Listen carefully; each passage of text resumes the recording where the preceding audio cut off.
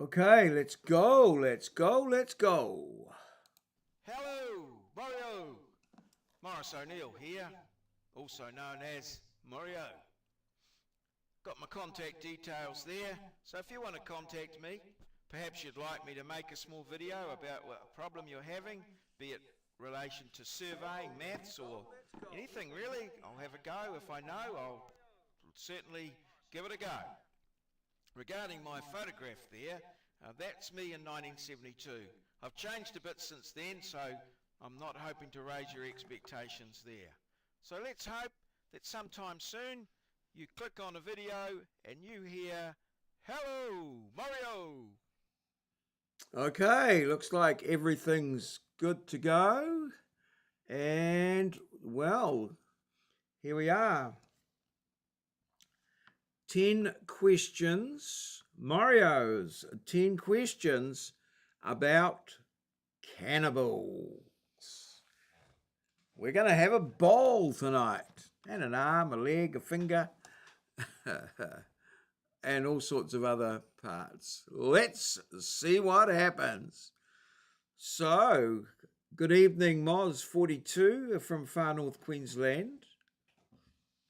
I hope things are well with you. You've survived another weekend, posted another video about the Gammon mine.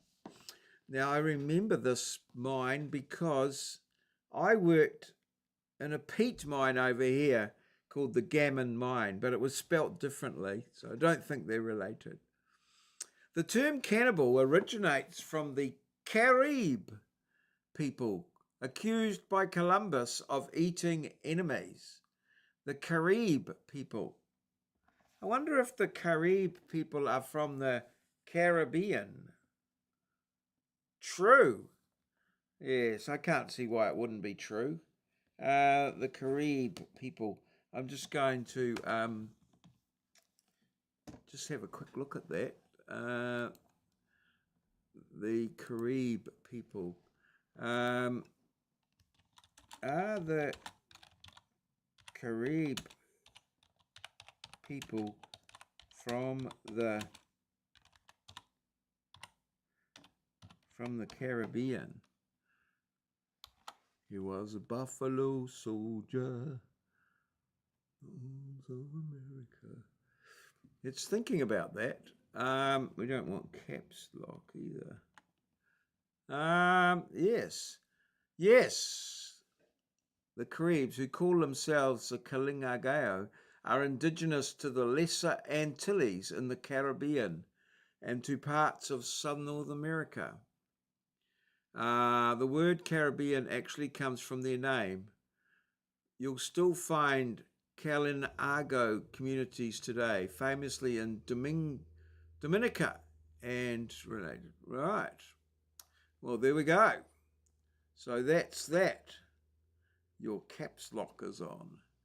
Yes, it is. Right. So we believe that to be true. Was it Columbus, though? Christopher Columbus.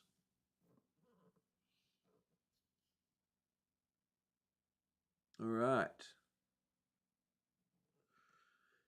Yes, the word cannibal derives from cannibal, a term Columbus used for the Carib people, whom he alleged practiced cannibalism on their enemies. So he's got Carib, and then he adds eyeball. Something to do with balls. Oh well, a ballsy call from young Chris Columbus. Right, the next question, question 2, about cannibals. Do they really eat people? Neanderthals, the old Neanderthal, practiced cannibalism as a ritual, according to fossil evidence from Europe. Interesting. How could they practice cannibalism if Christopher Columbus hadn't invented it yet. Eh? What's going on here? I think it's true. I think it's the concept of cannibalism. I wonder. Yes, true. Yeah, what is the technical name for cannibalism?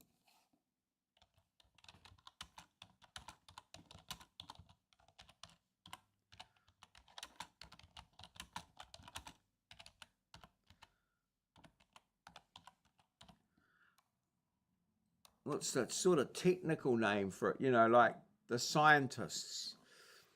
I can't say cannibalism. Surely must be, you know, pyrotechnical or something. The eating of humans. Anthropophagy. Anthropophagy. All right. So cannibalism, the general term, consumption of a member of the same species. Intraspecific predation, conspecific feeding, zoological phrasing for animals eating their own species. Endocannibalism, eating members within one's own social group. And exocannibalism, eating members outside one's group.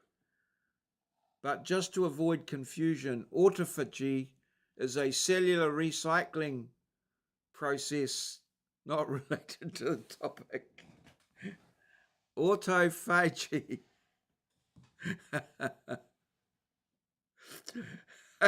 Sounds a bit wanky to me. They started an industry, can of balls. Yeah, sort of like Pringles, but a wee bit different. Slightly different. True. Yes. Can of balls. That's correct. Fossil evidence from sites like El Sidron, Spain, suggests Neanderthals practiced cannibalism, possibly as a ritual, but cut marks indicating intentional consumption. Right. You know, you eat one bone or you crack one bone and, yeah, next thing you know, the whole lot's down the tubes. You know, your whole species is bloody tainted with cannibalism. Probably only one frickin' weirdo. In 16th century Europe, medical cannibalism involved consuming ground up mummies for health. Holy shit. Holy ground up mummies. Right. Brings a new meaning to haggis. Yes, ground up mummies. Mummified remains ground up. Yes. True.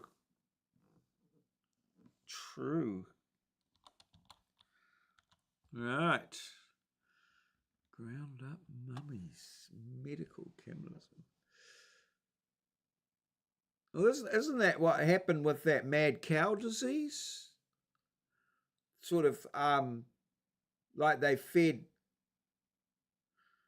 two cows and they went mad. That is correct. In 16th century Europe, medical cannibalism included using ground up mummies, mamma mia, as a cure for ailments, reflecting bizarre medical practices. Well, we thought we had some weirdos, but geez, it's been going on for centuries.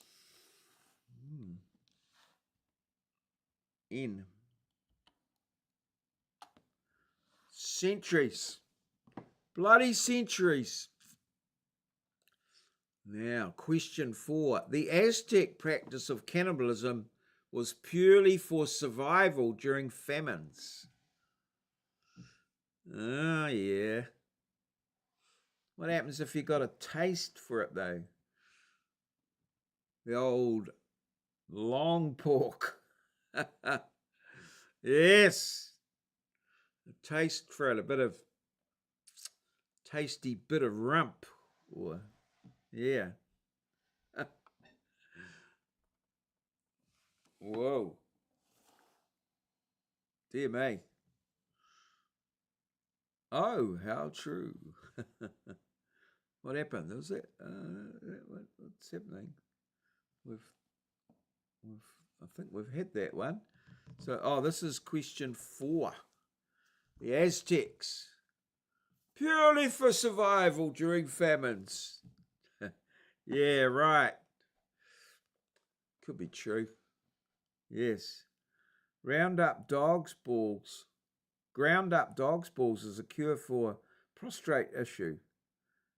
Ask Burt Munro. Oh, Burt Munro in the world's fastest Indian movie. Really?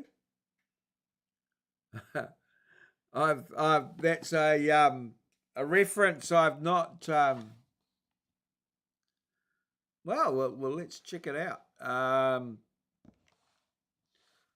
Let's see. So,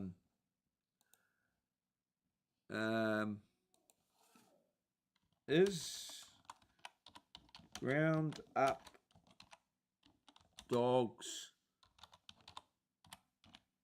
testicles a cure for prostate issues? Burt Munro, world's fastest typist. An Indian. Oh, this will be. Let's see what happens. What could possibly go wrong with this one? Get rid of that. Give us more room. All right. Yes, searching. New Zealand guidelines. Holy! Oh no! No, there's no medical evidence. The line is a gag remedy reference from the world's fastest Indian. Jake jokes to Burt about ground up dog's balls for prostate trouble. It's from the film's dialogue, not a real treatment. Oh, well, there you go. But you're right. It's not a reference I had heard of before. So, yeah. We're not supposed to be there yet. Here we are. Right, so we've got true on this one. The old Aztecs are definitely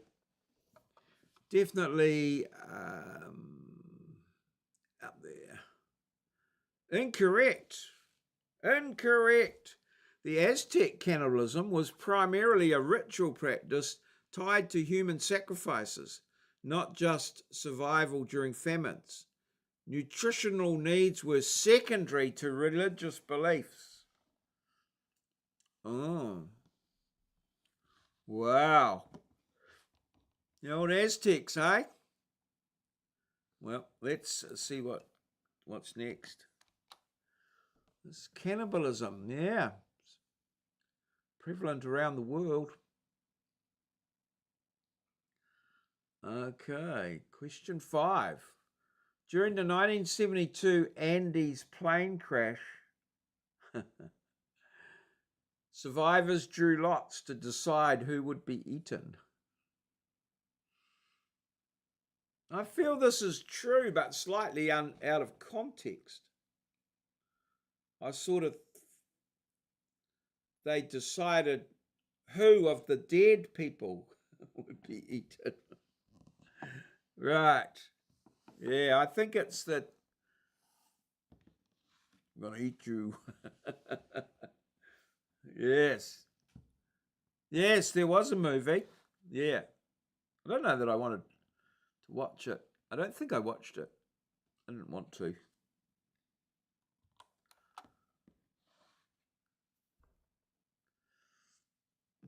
I think I only watch vegetarian movies. Incorrect.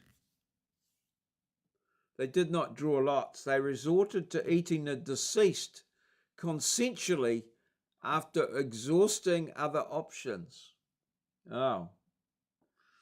It was consensual, so that's okay. That's all good. Hmm. He looks tasty. Whoa. Yes. A decision in life I hope I never have to make. Certainly. Oh, good Lord. So you'll eat a dead carrot? Oh no, I eat them live. They're only dead when I've finished eating them. Right. Next.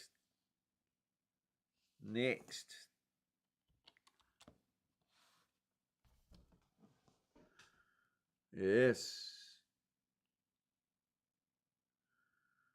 The Korowai tribe of Papua New Guinea eats witches to protect the community.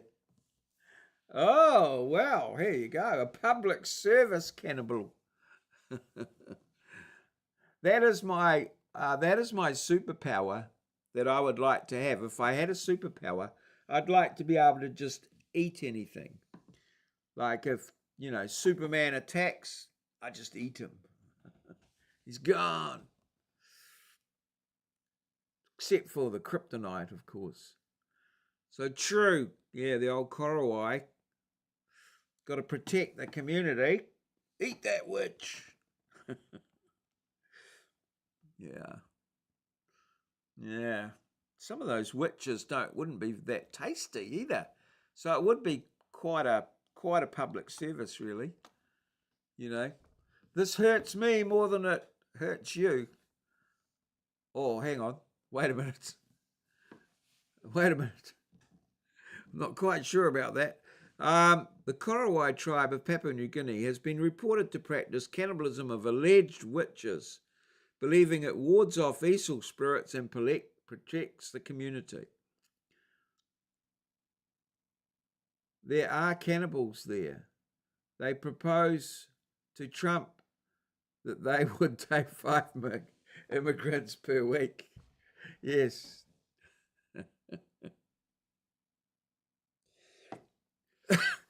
And wasn't it is that guy, the Rockefeller guy, one of the Rockefellers, was that Papua New Guinea?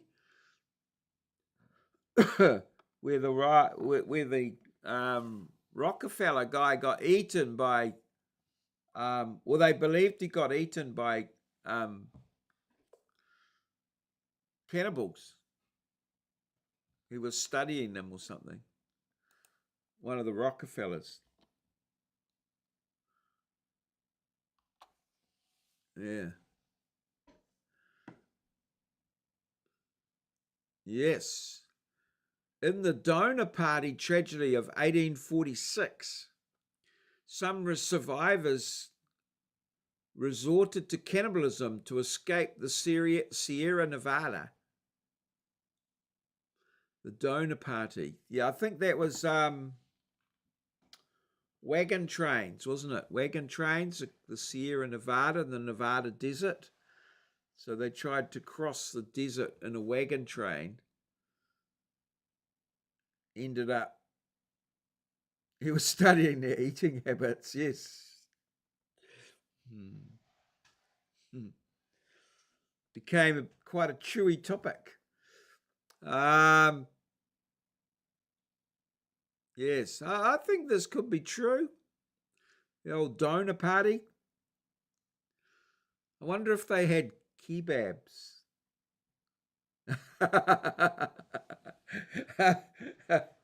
Exactly at the same time, just as I said that, Your comment popped up on my screen. Doner kebabs. True. Yeah. So many questions.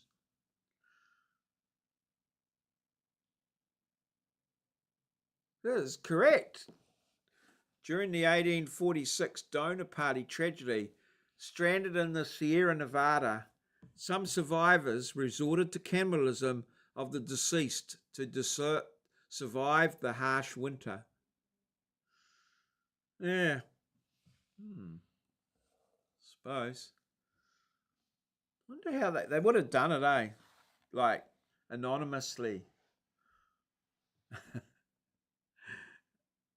Oh, this tattoo looks familiar. Be really hard these days with all the tattooed people. Oh. That's a bit weird. Next. Very, very, very inappropriate. Doner kebab, regular salad, and double chili sauce. All right. Modern placentophagy. Eating one's placenta is a form of voluntary cannibalism. That's how I like them. All right. And sit and watch the Nevada sunset. Right. Yes, I know people do. In New Zealand, it's common for Maori people to keep the placenta, and then they bury it and plant a tree on it. And it's called I think they call it a whenua tree or a placenta, whenua tree. Whenua means land. But yeah, I haven't heard of people eating it, but your parents would have to look after it for you. I have got when the kids were born, they put a little peg thing on their navel, and eventually it falls off. It shrivels up and falls off, and I kept one. I've still got it in a drawer somewhere with a little bit of dried up skin on it. I threatened to bring it out at their 21st, but I never did. I've still got it somewhere, the little bit that fell off. Yeah, I think it's true. I've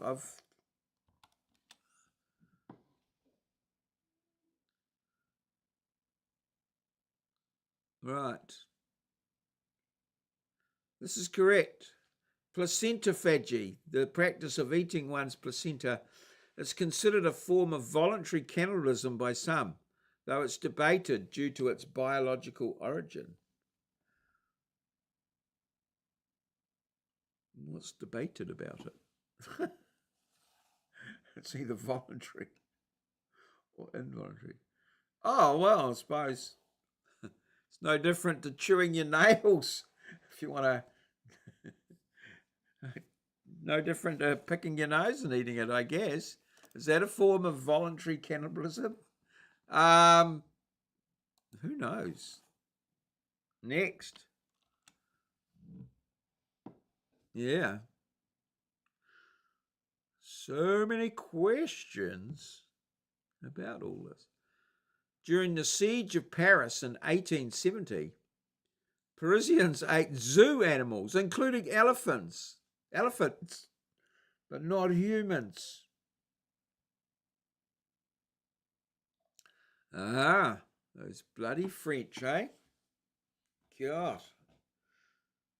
They eat snails and frogs, elephants. Holy shit. I wonder how long an elephant would keep a family of 5 alive for. 1870, no refrigeration. Yeah, Siege of Paris, 1870. Who was sieging Paris in 1870? Was it the British or have the French ever won a war? Is fellatio a form of voluntary? Possibly.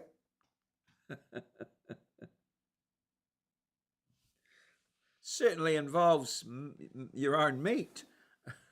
Or yeah.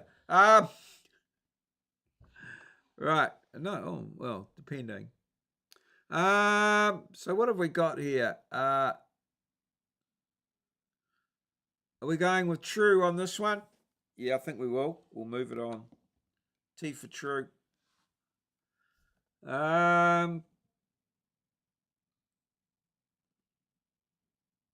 Oh, we're munching through the quirky. Correct.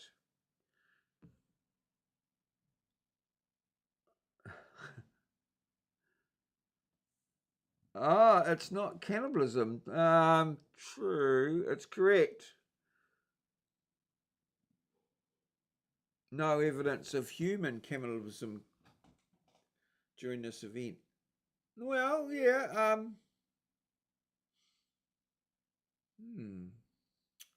In one of those definitions, they did say cross species, so I guess there is that sort of cannibalism.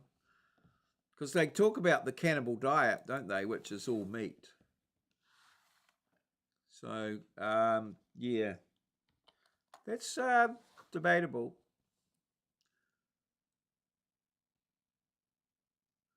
Question 10. The 4 people, only 4 of them, of Papua New Guinea practiced endo-cannibalism to honour the dead, leading to a prion disease outbreak. Yeah, I have heard people talk about this prion disease that you get from eating humans. I think someone said that they'd seen it in the Solomon Islands. A guy I worked with was telling me that he was a Maori guy, and he reckoned that they cooked them standing up, and then when there was little pools of water in the hands, that's when you knew they were done, according to him. I think I was a bit vague on that one, but he seemed to have that story from somewhere. I could see no reason not to believe him, but I didn't want to test it out. T for true. All right. Prion disease. I think we've done quite well on cannibals. That's correct. What about eating cows? Well, this is right. We'll have a look at that. The 4 people practiced endo-cannibalism by eating deceased relatives to honour them, which led to a kuru outbreak, a fatal prion disease. 8 out of 10. Haven't we done well? We've done very well. We're good on cannibals. We'll just finish that off with that final question. Yeah. So, is eating animals a form of cannibalism by the earlier definitions?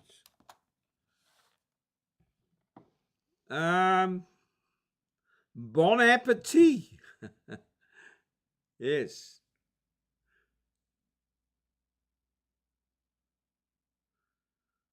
By standard definition, cannibalism is eating a member of your own species. So humans eating humans, cannibalism, also known as anthropophagy. Animals eating their own species, praying mantis, cannibalism. Humans eating non-human animals, not cannibalism. It's just carnivore omnivory, or more generally zoophagy, eating animals. Edge note, some debates pop up around things like placentophagy, eating a human placenta, but mainstream usage still reserves cannibalism for consuming a person or conspecific, not just any animal. So, well, that clarifies that. Okay, this has been Maurieo's 10 questions about cannibals. And now, let's get on with the show. I just put that little pause there because it makes it easier for me to edit. Right. So coming in hot and strong from Moz 42 of far north Queensland, we have this here. So question 9, a bit dodgy. Well, talking of testicles, testicular cancer affects 1 in 5 pro-Palestinian women.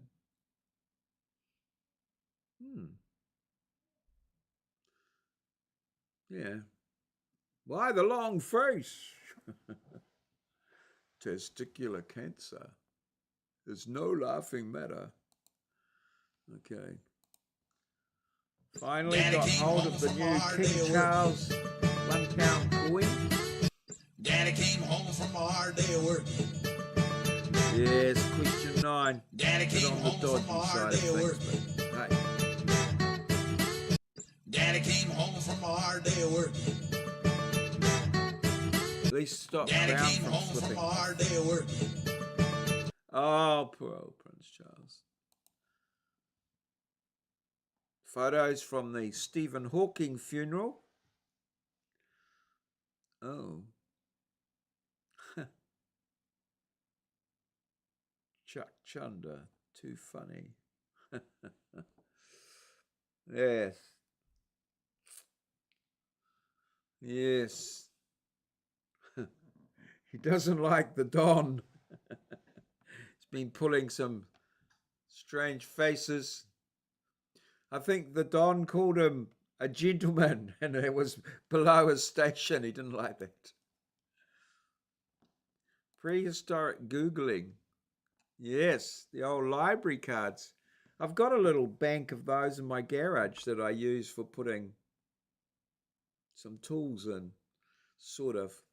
I've still got to build little bits to build up the side so nothing falls out. I'm getting there. I've only had it for 15 years probably. But there we go. Next, we have this. A complete waste of time. Oh, one of them's not right. At 1 second from the left. It's at a different time, or it's either upside down or something. Yes. TikTok. Right. Oh, yes. If you're like me, you find it very hard to keep your dick dry. I left my dick unprotected and it was warped out of shape in no time. I could barely recognise my own dick. Imagine that. Then I discovered Schaefer's New Zealand style dick sealant. The best way to take care of your dick in 3 easy steps. First, wash your dick with soap and water. Then, wait for your dick to dry. Once your dick is clean and dry, paint your dick with Schaefer's dick sealant. I used to be too embarrassed to invite people over to see my dick. But now, yes, my dick's the talk of the town. I even have pictures of my dick. Check out that dick. I want to send this to my secretary. Barbara always loves to receive my dick pics. After all, summertime is all about spending time on your dick. I'll often have 20 to 30 people on my dick at once. That can really wear your dick out, causing dick splinters and discoloration. But with Schaefer's dick sealant, my dick stays a nice golden brown colour. Who wouldn't want a golden dick? I used to never let children anywhere near my dick. My dick was too dangerous for cods to play on. But it seems like every cod in the neighbourhood's been on my dick this summer. and they've all had a good time.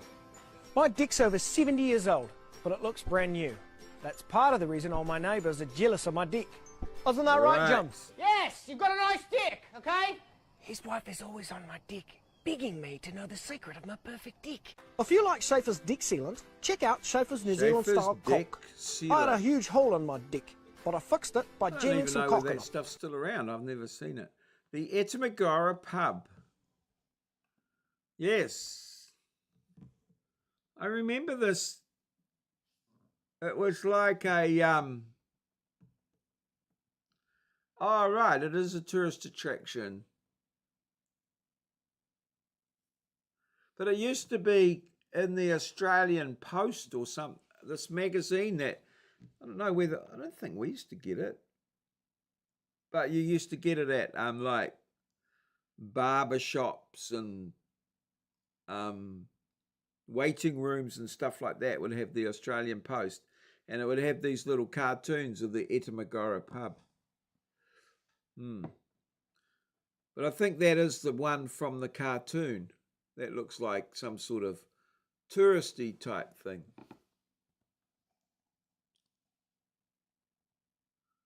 Yeah.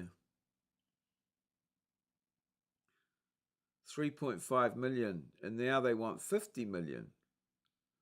Only 50 million seems very cheap. New South Wales, second worst tourist attraction.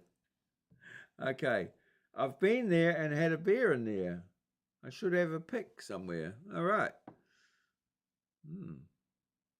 Was there two guys associated with it? Like two guys that used to be in the cartoon or something? Yes.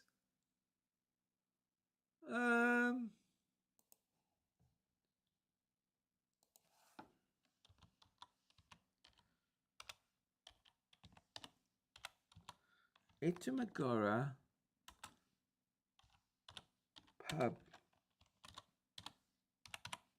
cartoons.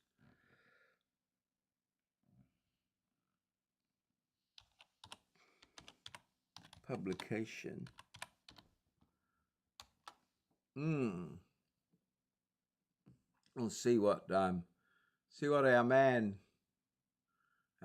from the internet, as we go in deep.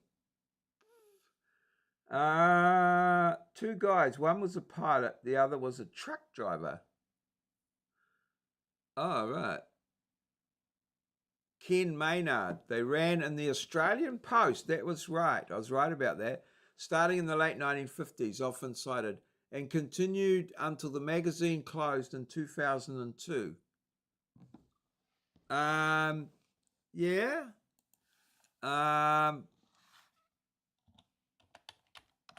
Example images. Yeah. He's got some images. Etamonga. Etamonga. Oh, I thought it was Etamagora. Oh, here we go. There we go. Tales of the Etamogan.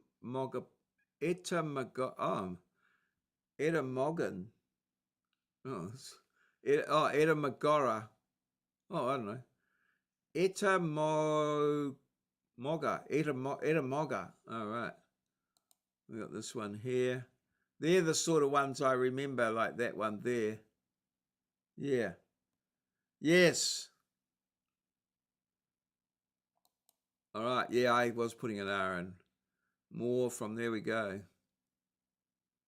Or Ned and his Neddy. Okay. A collection of Ned and his Neddy.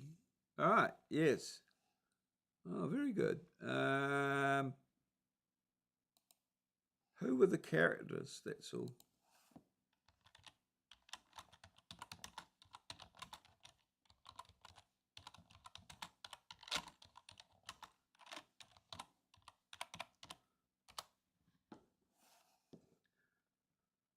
Yeah, we used to get the Australian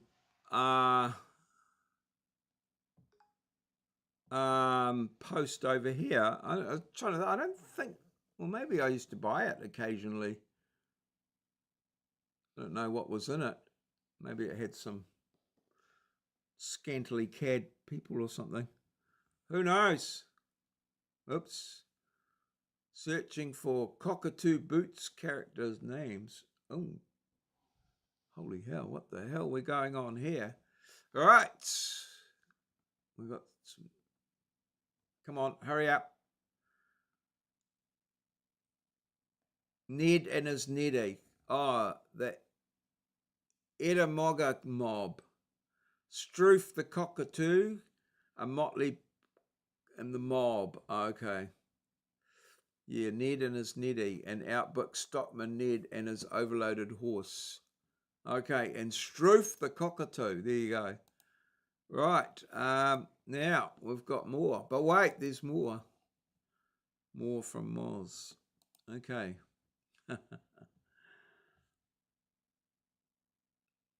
All right. Yes, I saw the truck on the roof. Yeah, and the plane. Yep. I wonder if the receptionist at the Spoon Bank has ever used the phrase, "Thanks for coming. Do come again."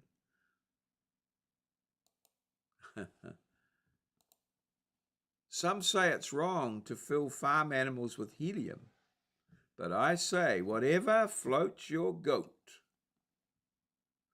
Yep. Vince the sign guy. Finally, this is where my wife shops. I think I've beat her there. I think I've beaten her there already. Thank you. Please come again. Yes. Shit you don't need. For sure. Also known as Timu. I've finally reached the wonder years. Wonder where I parked the car. Wonder where I left my phone. Wonder where my glasses are. And wonder what day it is. The wonder what day it is quite cool. I'm really enjoying that sort of time just goes and you think, oh, what day it is. Is it like, I don't really care. I don't need to know. It's bloody awesome. Who cares?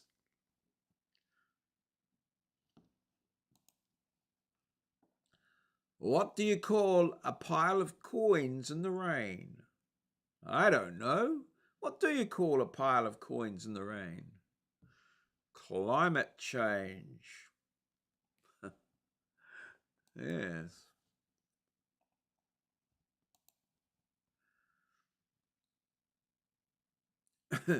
And what makes you think every day is Saturday, every day is a holiday? And what makes you think my client was texting during your cosmetic surgery? I'm talking to you, lady with 3 boobs. All right. Customer information, Saturday the 3rd of September 2016, thought for the day. Propaganda is what Cockneys do when they really look at something. I'm having a propaganda. Too right they do. Cockneys, born within the sound of the Bow Bells. So, called into a meeting with HR today because apparently telling your co-worker that you knew he was a C-section baby by the way he avoids labour is not acceptable. Really? What an ass. All right, well, that's all we've got time for today. Thank you, Moz. Thank you so much for your fine contribution. Your comments, quips about cannibalism and that pub that I can't remember the name of. The Edamoga. Is it Edamoga? Edamoga.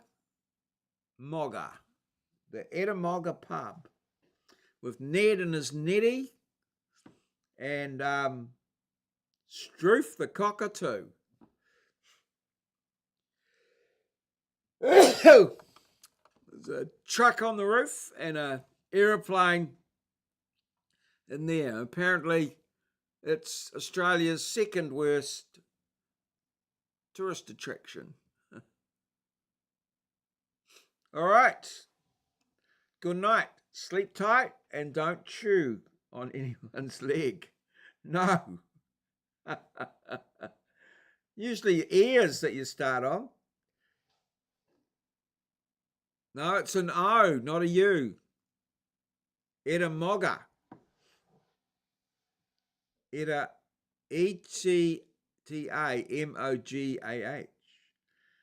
Edamoga. All right. It's there on the screen. Okay. This has been a maurieo presentation, recorded live in our lovely little studio here in downtown Ngaruawahia, Aotearoa, New Zealand. A place where Kiwis live in a paradise we like to call God's own country. Good night and good gardening to you all. That's right, I've spelled it about 16 different ways throughout the night, pronounced it totally wrong. But yeah, and I did flick back to it, had it there. All good. Cheers. See you.